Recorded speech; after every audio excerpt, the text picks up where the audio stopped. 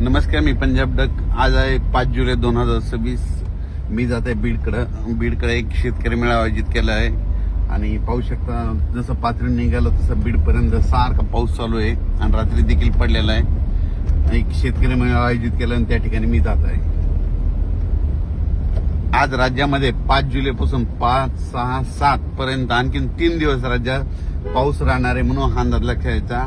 8 तारखेच्या नंतर राज्यातला पावसाचा जोर ओसरणार आहे म्हणून ज्यांचे पेरणी राहिली असेल तर तुम्ही काय करायचं, 8 तारखेच्या नंतर तुम्ही तुमची पेरणी करू शकतात.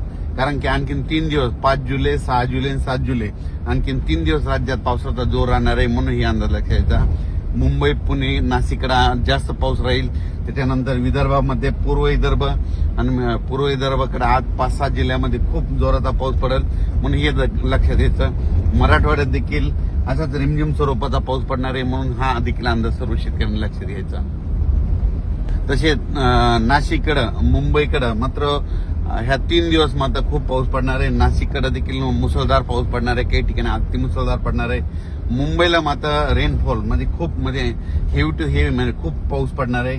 जवळपास ह्या 3 दिवसामध्ये म्हणजे 5 जुलै, 6, 7, 8 तारखेपर्यंत मुंबईकडे 8 जुलैपर्यंत पाऊस राहणार आहे.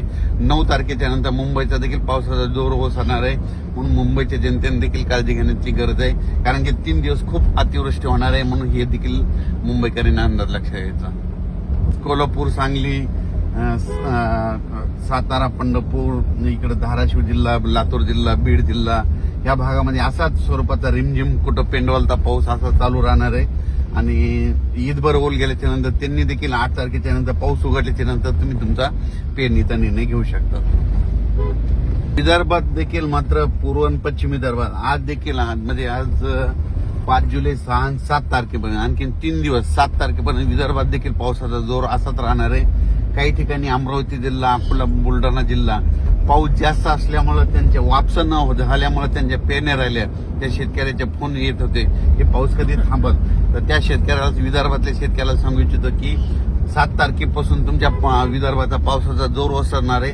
नंतर तुम्ही तुमच्या पेरण्या करू शकता. धन्यवाद.